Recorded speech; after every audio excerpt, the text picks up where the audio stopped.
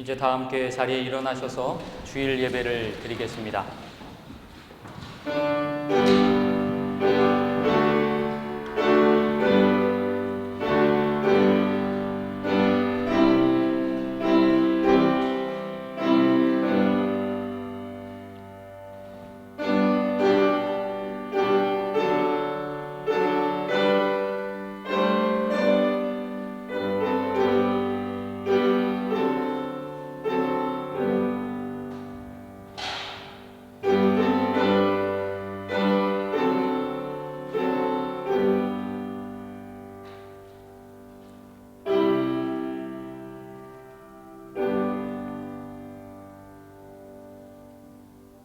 내 백성이 다 의롭게 되어 영원히 땅을 차지하리니 그들은 내가 심은 가지요 내가 손으로 만든 것으로서 나의 영광을 나타낼 것인즉 그 작은 자가 천명을 이루겠고 그 약한 자가 강국을 이룰 것이니라.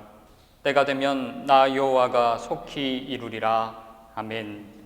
거룩하신 하나님 아버지, 지난 한 주간도 세상 속에서 하나님의 보호하심을 경험하게 해주시니 감사합니다. 거룩한 날 복된 주일을 허락해 주시고 사랑하는 하나님의 백성들과 함께 한 자리에서 예배하게 하심 또한 감사드립니다. 존귀하신 하나님, 저희들로 이 예배 안에서 충만한 기쁨과 영원한 즐거움을 누리게 하여 주옵소서. 진리의 말씀으로 배부르게 하시고 은혜의 생수로 참된 만족을 얻게 하여 주옵소서. 세상은 바이러스로 인하여 혼란스럽지만 우리의 마음을 잠잠하게 하여 주시고 주님의 한없는 평강과 임재로 우리를 붙들어 주옵소서. 예수님의 이름으로 기원하옵나이다. 아멘. 사도신경으로 우리의 신앙을 하나님께 고백하겠습니다. 나는 전능하신 아버지 하나님 천지의 창조주를 믿습니다. 나는 그의 유일하신 아들 우리 주 예수 그리스도를 믿습니다. 그는 성령으로 잉태되어 동정녀 마리아에게서 나시고 본디오 빌라도에게 고난을 받아 십자가에 못 박혀 죽으시고 장사된 지 사흘 만에 죽은 자 가운데서 다시 살아나셨으며 하늘에 오르시어 전능하신 아버지 하나님 우편에 앉아 계시다가 거기로부터 살아있는 자와 죽은 자를 심판하러 오십니다. 나는 성령을 믿으며 거룩한 공교회와 성도의 교제와 죄를 용서받는 것과 몸의 부활과 영생을 믿습니다. 아멘. 다 같이 찬송가 70장 함께 찬송하겠습니다.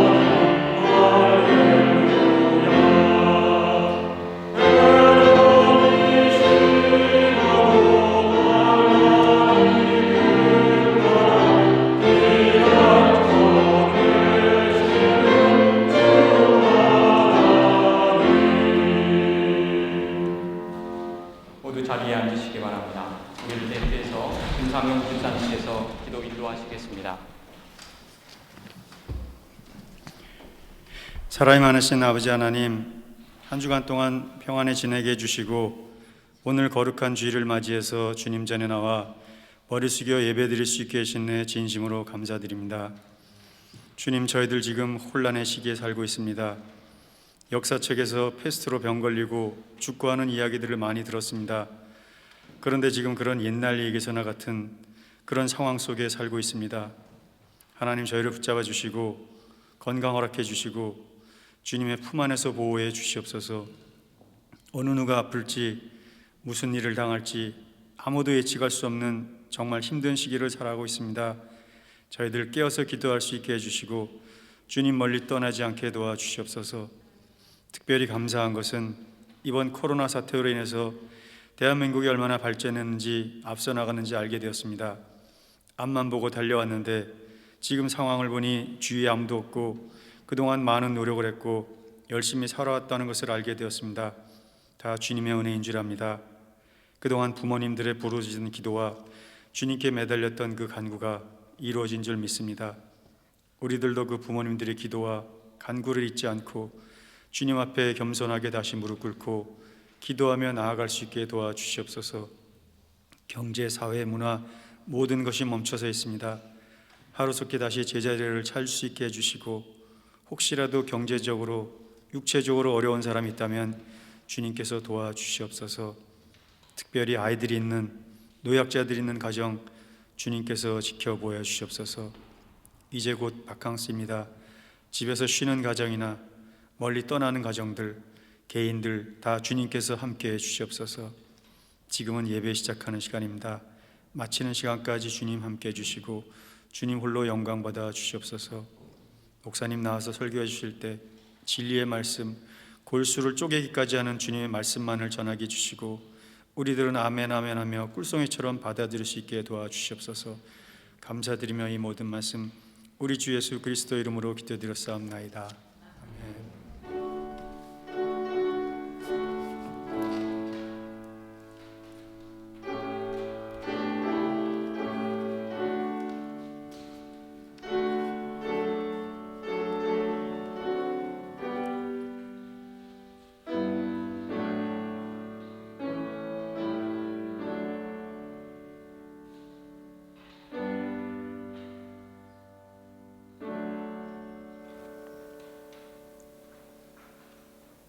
하나님께서 오늘 우리에게 주시는 말씀은 신약 성경 마가복음 2장 18절로 22절까지의 말씀입니다. 신약 성경 마가복음 2장 18절로 22절까지의 말씀입니다. 제가 가진 성경 신약 55면에 있습니다. 제가 받들어 읽겠습니다. 요한의 제자들과 바리새인들이 금식하고 있는지라 사람들이 예수께 와서 말하되 요한의 제자들과 바리새인의 제자들은 금식하는데 어찌하여 당신의 제자들은 금식하지 아니하나이까? 예수께서 그들에게 이르시되 혼인집 손님들이 신랑과 함께 있을 때에 금식할 수 있느냐? 신랑과 함께 있는 동안에는 금식할 수 없느니라. 그러나 신랑을 빼앗길 날이 이르리니 그날에는 금식할 것이니라. 생배 조각을 낡은 옷에 붙이는 자가 없나니 만일 그렇게 하면 기운 새 것이 낡은 그것을 당기어 헤어짐이 더하게 되느니라. 새 포도주를 낡은 가죽 부대에 넣는 자가 없나니 만일 그렇게 하면 새 포도주가 부대를 터뜨려 포도주와 부대를 버리게 되리라. 오직 새 포도주는 새 부대에 넣느니라 하시니라. 아멘. 사랑하는 파리 장로교회 성도 여러분, 지난 한 주간도 은혜 가운데 평안하셨습니까? 요즘 코로나19 바이러스 때문에 참 힘들고 어려움들이 많이 있으시죠. 어느 순간에 우리의 생활 필수품이 된 것들이 있습니다. 마스크, 손세정제, 장갑, 그리고 사회적인 거리 두기. 이제는 이런 것들이 우리의 일상 속으로 깊이 들어왔습니다. 코로나19 바이러스에 대한 확실한 치료제가 나오거나 또 백신이 나오기 전까지는 아마 우리는 지금과 같이 변화된 이런 삶의 방식과 패턴으로 살아갈 수밖에 없을 것 같습니다. 요즘 뉴노멀이라는 표현들을 종종 쓰지요. 아마 몇 번은 들어보셨을 것 같습니다. 뉴노멀이라는 의미는 시대가 변화되면서 새롭게 이 세상 가운데 보편화되고 또 적용된 하나의 표준을 뜻하는 말입니다. 지금 시대의 뉴노멀이 된 그런 삶의 모습에는 어떤 것들이 있을까요? 아까 제가 언급했던 사회적인 거리를 두는 것들, 한국에서는 언택트라고 접촉하지 않는 그러한 상황들, 비대면 서비스들, 또 온라인으로 하는 수업들, 우리도 많이 사용했지만 줌으로 하는 화상 회의들, 그리고 훨씬 더 일상화된 재택근무 같은 것들이 있을 것입니다. 여기 계신 분들 중에는 나는 뉴노멀과는 별로 상관없어 이렇게 하실 분이 계실지 모르겠습니다. 하지만 좋든 싫든 몇 가지는 최소한 경험해 보셨으리라 생각이 됩니다. 우리가 영상으로 드렸던 영상 예배, 온라인으로 진행했던 성경 공부, 이런 것들도 다 뉴노멀 시대의 새로운 신앙생활의 모습이지요. 심지어 지금 이렇게 간격을 두고서 마스크를 쓰고 예배를 드리고 있는 것 또한 1년 전에는 생각할 수 없었던 지금 시대의 또 새로운 예배의 표준이다라고도 할 수 있을 것입니다. 지금 우리가 경험하고 있는 이러한 새로운 표준에 대한 것들이 이것만이 꼭 정답이다라고는 할 수 없겠죠. 하지만 분명한 것은 변화된 환경과 상황 속에서 우리가 어쨌든 살아가고 있다라는 것이고 또 일정 기간은 그렇게 살 수밖에 없다라고 하는 것입니다. 또한 그나마 이것이 우리에게 유익하다라고 하는 것입니다. 오늘 본문에 보면 새롭게 등장한 새로운 표준을 경험하고 있는 사람들이 있습니다. 그들의 반응이 나와 있습니다. 그들은 새로운 기준이 등장함에 따라 혼란에 빠져 있기도 하고 일부는 분노하고 있기까지 합니다. 오늘 본문 18절 말씀을 제가 다시 읽어보겠습니다. 요한의 제자들과 바리새인들이 금식하고 있는지라 사람들이 예수께 와서 말하되 요한의 제자들과 바리새인들의 제자들은 금식하는데 어찌하여 당신의 제자들은 금식하지 아니하나이까? 사람들은 새로운 표준, 새로운 질서를 선포하고 계신 예수님께 나와서 묻고 있습니다. 세례자 요한의 제자들도 지금 금식을 하고 있습니다. 바리새인들도 모두가 다 금식을 열심히 하고 있습니다. 그런데 왜 당신은 이 중요한 금식을 가르치지 않고 제자들로 하여금 금식하게 명하지 않습니까? 이런 질문입니다. 그들의 눈으로는 금식을 하지 않는 예수와 그 무리들이 도무지 이해할 수 없는 이단적인 집단으로 보였던 것입니다.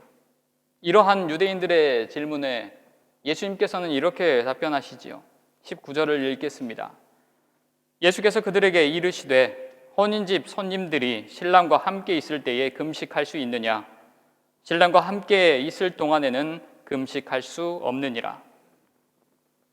예수님은 지금 예수님이 이 땅에 온 이 시대는 신랑과 혼인잔치에 함께하는 시대라고 말씀하십니다. 금식이 물론 의미가 있고 이를 지킬 수 있지만 그보다 더 중요한 것은 지금 이 시점에 신랑과의 시간을 즐겁게 보내는 것이다 라는 말씀이죠. 다시 말하자면 지금은 하나님 나라가 시작되었으니 그 나라의 말씀을 듣고 그 안에서 기쁨을 온전히 누려야 한다는 말입니다. 이 말씀을 하신 후에 사람들로 하여금 이 상황과 이 말씀을 더 잘 이해할 수 있도록 두 가지의 비유를 들어주십니다. 바로 생배 조각과 새 가죽 부대의 비유입니다. 21절과 22절을 제가 읽겠습니다. 생배 조각을 낡은 옷에 붙이는 자가 없나니 만일 그렇게 하면 기운 새 것이 낡은 그것을 당기어 헤어짐이 더하게 되느니라. 새 포도주를 낡은 가죽 부대에 넣는 자가 없나니 만일 그렇게 하면 새 포도주가 부대를 터뜨려 포도주와 부대를 버리게 되리라. 오직 새 포도주는 새 부대에 넣느니라 하시니라. 혹시 여기 예배당에 나오신 분들 중에 생배 조각을 옷에 붙여본 경험을 갖고 계신 분 계십니까? 안 계신가요? 그러면 새 포도주를 혹시 가죽 부대에 한번 부어보신 분 혹시 계십니까? 아쉽게도 저도 해보지는 못했습니다. 하지만 꼭 그렇게는 하지 않았더라도 비슷한 경험을 통해서 주님께서 하시는 말씀이 어떤 상황을 묘사하고 있는지는 우리가 짐작할 수 있을 것입니다. 새 옷감은 잘 늘어나고 줄어들기도 하죠. 빨래를 하게 되면 급격하게 수축되는 것이 새 옷입니다. 그래서 낡은 옷에 만약에 새 옷감을 대어서 입게 된다면 활동을 많이 하거나 아니면 빨래한 이후에 급격히 옷감이 줄어들면서 그 당김으로 인해서 다른 부위의 옷들이 터져 나가게 되겠지요. 새 포도주는 숙성이 급속하게 진행이 됩니다. 그래서 이 포도주를 수용할 수 있는 것은 아직 늘어날 여지를 충분히 가진 막 가공한 그런 가죽 부대일 것입니다. 이미 늘어날 대로 다 늘어나가지고 신축성이라고는 하나도 없는 그런 낡은 부대는 포도주가 팽창하면서 아마 같이 터져버릴 것입니다. 여기서 우리는 예수님께서 비유로 말씀하신 생배조각 그리고 새 포도주가 무엇을 가리키는지를 알아야 할 것입니다. 무엇일까요? 당연히 이것은 예수님을 가리킵니다. 그리고 예수님의 메시아 사역을 의미하고 있습니다. 또한 하나님 나라에 대한 말씀 선포 그 자체를 뜻하기도 합니다. 그렇다면 여기서 질문을 하나 더 드리겠습니다. 한번 잘 듣고 맞춰보시면 좋을 것 같습니다. 이 생배조각과 새 포도주의 비견이 되는 그 반대편에 있는 낡은 옷은 무엇을 의미할까요? 낡은 가죽 부대는 아마 무엇을 가리키는 표현일까요? 우리 주님께서 유대인들과 바리새인들과 많은 사람들이 있을 때 제자들 앞에서 낡은 옷을 이야기를 하셨고 낡은 가죽 부대를 이야기하셨는데 지금 새 부대와 새 가죽 부대까지 연결이 되잖아요. 그렇다면 그 낡은 옷, 낡은 가죽 부대는 무엇을 뜻할까요? 아마 대답을 몇 분 하셨는데 마스크를 쓰셔서 제가 못 알아보는 걸로 그냥 그렇게 생각을 하겠습니다. 이 낡은 옷과 낡은 가죽 부대는 바로 기존의 유대교 시스템을 이야기합니다. 유대의 법들과 장로들이 만들어냈던 전통과 유전들을 이야기를 합니다. 또한 더 나아가서 그 질서 속에 살아가고 있는 율법적인 유대인들 무리를 전체를 통칭하기도 할 것입니다. 다시 말하자면 지금 이 비유의 말씀이 의미하는 것은 기존의 유대교 시스템은 근본적으로 새로운 예수님의 그리스도의 사역을 결코 담을 수 없다라는 그런 말씀을 하고 계신 겁니다. 유대교의 그 전통만으로는 결코 하나님 나라의 중심을 경험할 수 없고 메시아로부터 시작된 이 새로운 시대의 백성이 결코 될 수 없다라는 말입니다. 그러니 이 메시지가 얼마나 강력한 선포의 말씀입니까? 이 시대를 살아가는 우리에게 있어서도 오늘 본문의 메시지를 한번 곱씹어 볼 필요가 있습니다. 우리는 이미 주 예수 그리스도의 놀라운 구원의 은혜를 경험한 존재들입니다. 하지만 동시에 우리는 여전히 세상의 공격과 세상이 주는 여러 가지 두려움과 철학과 가르침 때문에 우리의 중심이 흔들리는 것을 경험하고 있는 존재이기도 합니다. 그래서 우리는 우리 스스로를 잘 살펴볼 필요가 있지요. 나는 주님의 말씀을 온전히 받아들이며 그 안에 살아가고 있는 존재인가? 나는 이 하나님 나라의 이 시스템 안에서 잘 살아가고 있는 존재인가? 나는 여전히 계속해서 새 사람으로 살아가고 있는가? 아니면 혹시 옛 사람의 옷을 주섬주섬 하나씩 입어가고 있는 그런 상황은 아닌가? 이런 질문들을 스스로에게 질문하면서 돌아볼 필요가 있습니다. 하나님의 말씀이 여전히 내게 능력으로 다가오며 나의 삶을 주관하고 계신가를 스스로에게 한번 질문해보고, 그래, 힘들지만 그렇게 살고 있지, 그렇게 기도하고 있어 라고 대답할 수 있어야 할 것입니다. 온전한 하나님 나라의 백성은 새 옷을 입은 사람입니다. 참된 주님의 백성은 새 가죽 부대가 되어야 합니다. 그렇지 않으면 어떻게 됩니까? 찢어지게 됩니다. 터져버리게 됩니다. 찢어진다는 것은 단지 낡은 옷만 버린다는 의미가 아닙니다. 생배 조각이 쓸모없이 되어버린다는 것이죠. 터진다는 것은 단지 낡은 가죽 부대만 터지는 것이 아닙니다. 새 포도주 또한 땅에 다 쏟아버리게 되는 것입니다. 그래서 우리가 새 사람의 옷을 입어야 하고 새 가죽 부대가 되어서 늘 하나님의 말씀을 받고 그 안에서 살아가야 하는 것이지요.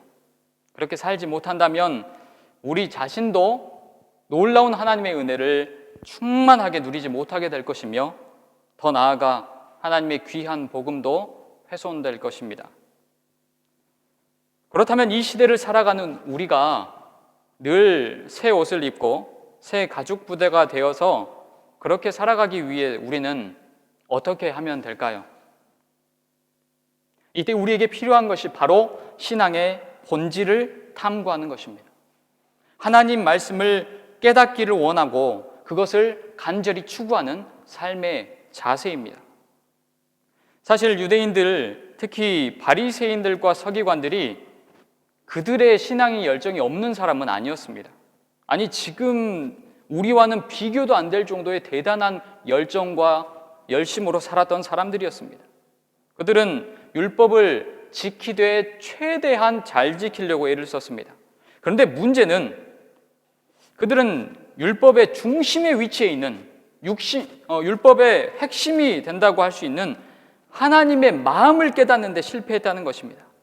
그래서 그들이 하나님 마음을 놓친 이후에 율법을 연구하고 세부 조항을 만들어서 나름 철저히 율법을 지켜보려고 애는 썼지만 방향이 잘못되었고 중심이 틀렸기 때문에 시간이 지날수록 어떻게 됩니까? 그들은 오히려 하나님 말씀을 떠나버리게 됩니다. 하나님 마음을 더더욱 상실하게 되는 그런 문제를 경험하게 됩니다.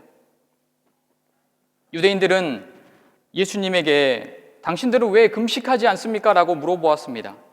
그런데 이러한 질문을 하고 있는 것 자체가 잘못된 것이 아니겠습니까?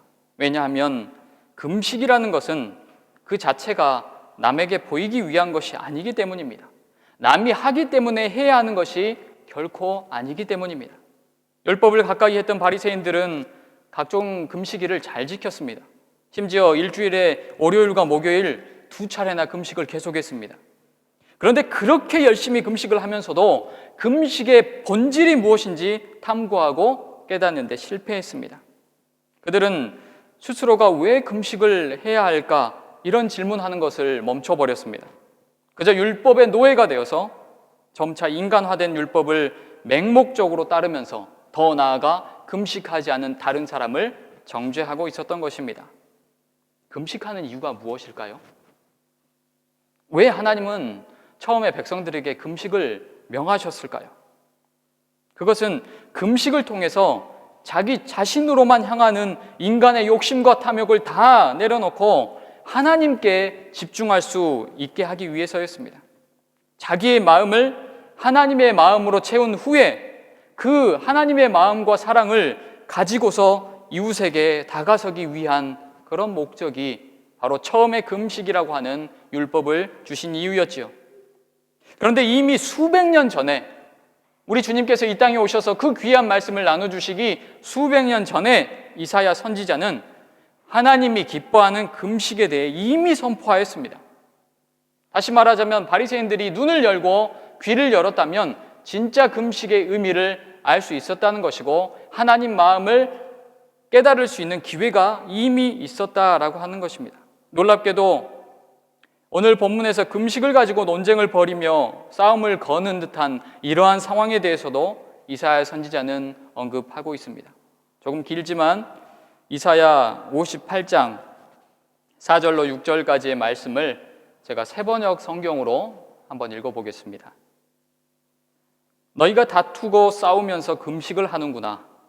이렇게 못된 주먹질이나 하려고 금식을 하느냐? 너희의 목소리를 저 높은 곳에 들리게 할 생각이 있다면 오늘과 같은 이런 금식을 해서는 안 된다. 이것이 어찌 내가 기뻐하는 금식이겠느냐?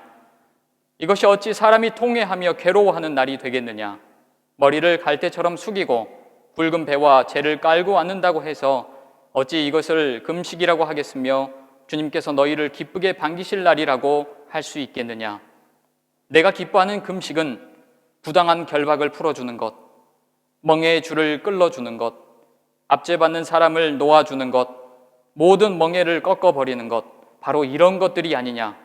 또한 굶주린 사람에게 너의 먹을거리를 나눠주는 것, 떠도는 불쌍한 사람을 집에 맞아들이는 것이 아니겠느냐? 헐벗은 사람을 보았을 때에 그에게 옷을 입혀주는 것, 너의 고륙을 피하여 숨지 않는 것이 아니겠느냐? 그리하면 내 빛이 새벽 햇살처럼 비칠 것이며 내 상처가 빨리 나을 것이다. 내 의의를 드러내실 분이 내 앞에 가실 것이며 주님의 영광이 너의 뒤에 호위할 것이다. 그때에 내가 주님을 부르면 주님께서 응답하실 것이다. 내가 부르짖을 때에 주님께서 내가 여기 있다 하고 대답하실 것이다. 아멘. 성경은 이렇게 참된 금식에 대해 이미 상세하게 말하고 있습니다. 율법과 장로의 전통에 얽매여서 말씀의 본질과 신앙의 근본에 대해서 초점을 잃어버린 이 바리새인들을 비롯한 유대인들은 오히려 선지서의 말씀과 정반대로 행하고 있으면서도 스스로 잘못 가고 있다, 잘못 행하고 있다는 것을 깨닫지도 못하고 있습니다. 예수님께서도 이 당시 유대인들의 금식의 모습을 몇 번 언급하신 적이 있습니다.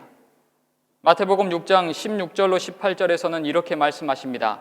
금식할 때에 너희는 외식하는 자들과 같이 슬픈 기색을 보이지 말라.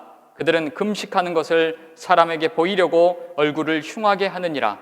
내가 진실로 너에게 이르노니 그들은 자기 상을 이미 받았느니라. 너는 금식할 때에 머리에 기름을 바르고 얼굴을 씻으라.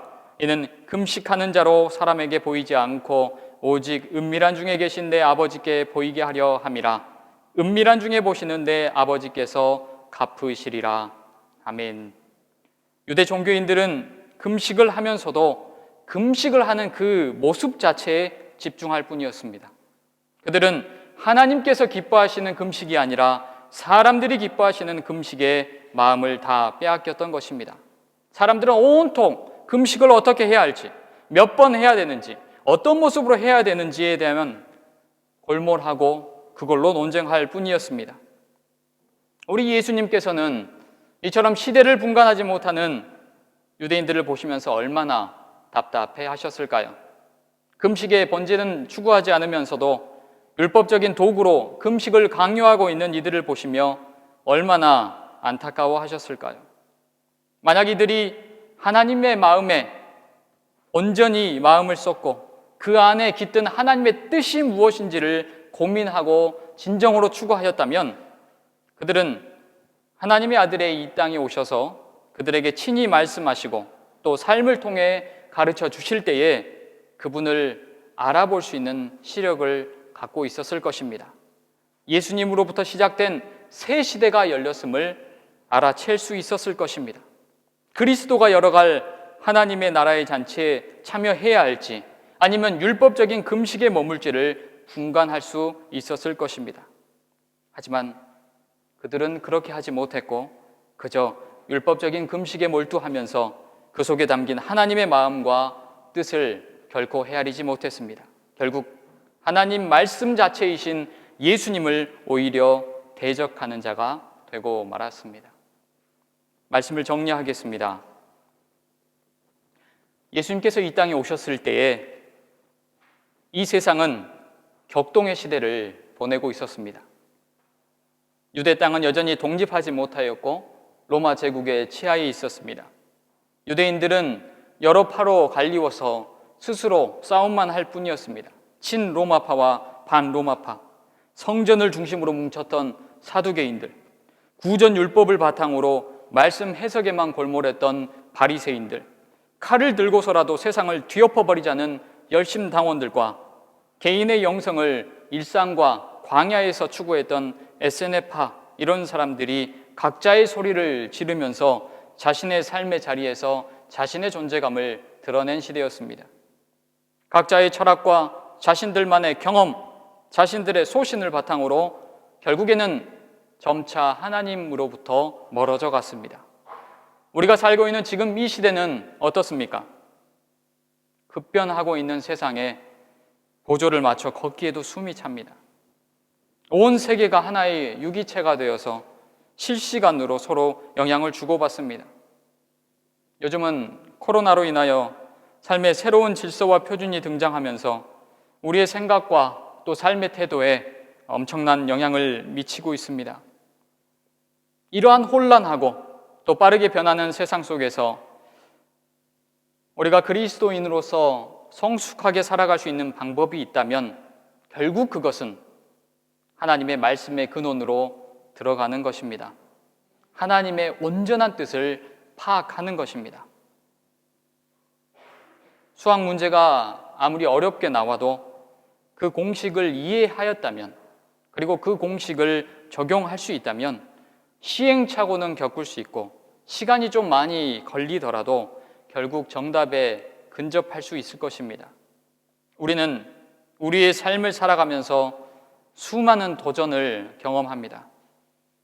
경제적인 어려움들, 사업적인 고민들, 취업과 창업의 문제들, 학업과 여러 성장에 대한 고민들, 연애와 결혼, 자녀와 부모, 대인관계와 더 나아가 은퇴와 노후에 이르기까지 하나하나 쉽지 않은 질문들을 만나서 나만의 해답을 빈 노트에 기록하는 그런 삶을 살아갑니다. 이때에 우리 삶의 중심에서 우리의 등대가 되어주는 것이 무엇입니까? 바로 하나님의 말씀입니다. 그래서 우리는 그 근원으로 다시 돌아가야 합니다.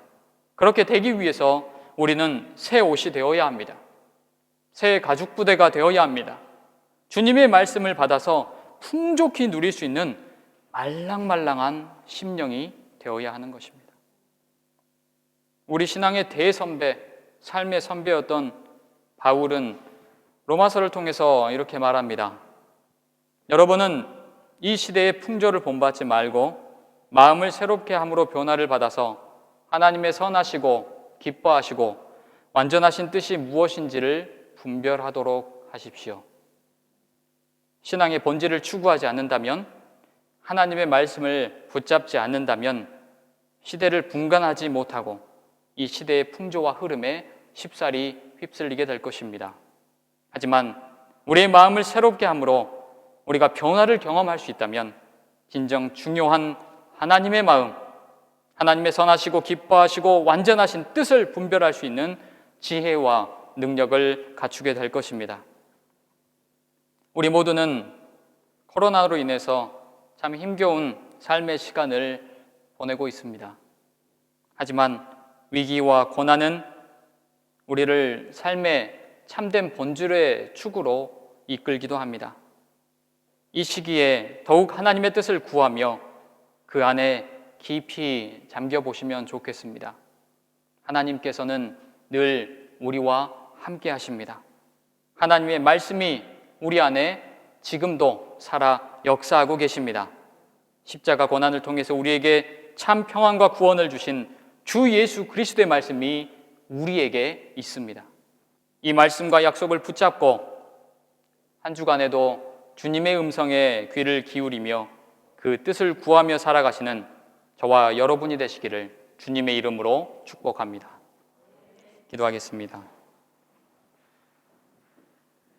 우리의 삶을 인도하시고 지키시는 아버지 하나님, 우리를 사랑하셔서 늘 보호하시고 안아주시니 참 감사합니다. 세상의 어두움과 삶의 위기 속에서 더욱 하나님을 바라보기를 원합니다. 위기를 기회 삼아 더욱 마음과 뜻과 힘을 다하여 하나님을 사랑하기 원합니다. 하지만 현실은 너무도 힘겹습니다. 경제적인 어려움들이 있습니다. 삶의 계획이 틀어져 버린 것도 있습니다. 감염에 대한 두려움 또한 여전히 우리를 공격합니다. 여러 종류의 차별들이 우리의 마음에 생채기를 내기도 합니다. 우리는 힘이 부족하고 능력이 없지만 전능하신 하나님을 우리가 아버지로 부를 수 있기에 다시 힘을 내어 봅니다. 하나님, 우리에게서 돌과 같은 마음을 제하시고 살처럼 부드러운 마음을 주옵소서.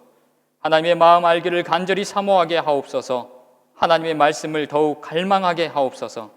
그리하여 이 힘든 시기를 기도로 지나가게 하시고 하나님 나라의 백성으로 참 평안과 안식을 누리며 일어서게 하옵소서.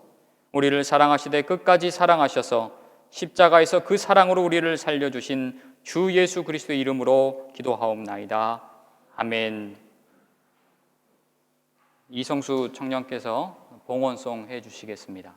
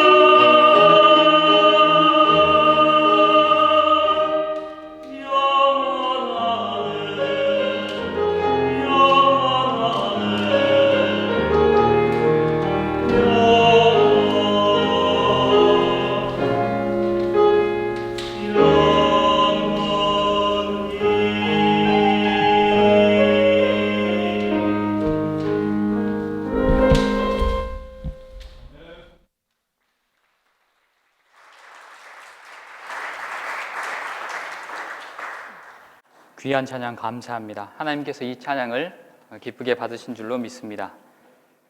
교회 소식을 전해드리겠습니다. 주보를 참고하시면 좋겠습니다. 오늘 저희 교회 방문하신 모든 분들을 주님의 이름으로 환영합니다.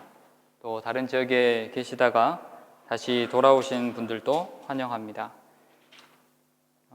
예배 협조 요청사항은 주보 3면에 계속 기재하고 있으니까 한번 늘 읽어보시면 좋겠습니다. 봉헌송을 섬겨주실 분들은 임채욱 집사님께 알려주시면 좋겠습니다. 다음 주 일부, 그 다음 주 일부까지는 지금 이렇게 리스트가 있고요. 그 외에 섬겨주실 분들은 꼭 연락해 주시면 지금처럼 은혜로운 찬양을 함께 하나님께 올려드릴 수 있을 것 같습니다. 담임 목사님 휴가 중에 제가 말씀을 대신 전하고 있습니다. 교육자 휴가 기간은 참고하시고요. 예배 시간 안내를 드리겠습니다. 7월 26일, 그러니까 2주 후에 7월 마지막 주는 프랑스 현지 교회 요청에 우리가 응답을 해서 함께 드리는 예배로 진행하게 되었습니다. 그래서 원래 8월 11월부터 8월 한 달간 프랑스 현지 교회에서 바캉스 기간을 가진다고 그랬거든요. 그래서 이제 11시를 8월부터 예배 드리기로 했는데 7월 26일부터 11시에 우리가 같이 예배 드리는 것으로 생각하시면 좋겠습니다. 그래서 그때는 연합 예배가 7월 26일에 있다라는 것을 아시면 되겠고요. 물론 홈페이지에도 공지를 하도록 하겠습니다. 주일학교 방학 기간 중에도 계속해서 말씀 자료를 공유하고 있고, 또 우리 주일학교 임원 선생님들이 수고를 많이 해주셔가지고 이미 받으셨겠지만 방학 기간 동안 활동할 수 있는 특별 자료를 또 준비했고, 공과도 한국에서 주문해 왔습니다. 아직 받아가시지 않은 분들 받아가시고, 또 부모님들께서는 매주 이 활동 자료를 잘 활용해서 코로나 기간 동안이라도 더 임에도 불구하고 더 말씀에 정진할 수 있는, 말씀으로 자라가는 자녀들이 될 수 있도록 양육해 주시면 참 좋겠습니다. 이상으로 교회 소식을 마치고요. 우리 앞뒤 좌우에 계신 분들과 눈으로 함께 인사하기 원합니다. 반갑습니다. 사랑합니다. 축복합니다. 함께 인사하시죠.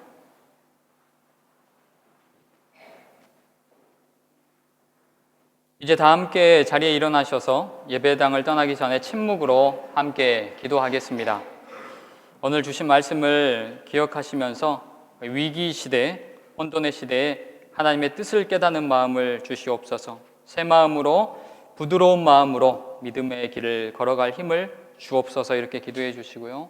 또 휴가 중에 계신 우리 성도님들, 또 담임 목사님 안식을 누릴 수 있도록 안전함을 허락해 주시도록 기도해 주시고, 또 프랑스와 대한민국 이 땅을 위해서 특별히 의료기관에서 바이러스와 싸움 중인 의료인들, 또 세상 지도자들에게 지혜를 주시도록 함께 침묵으로 기도하겠습니다.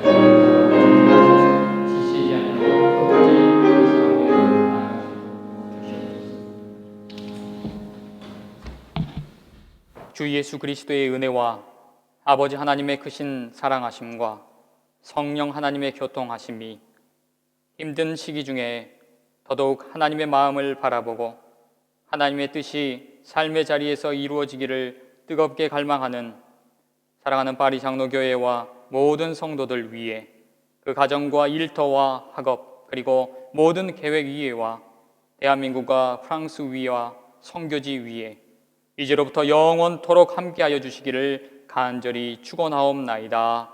아멘.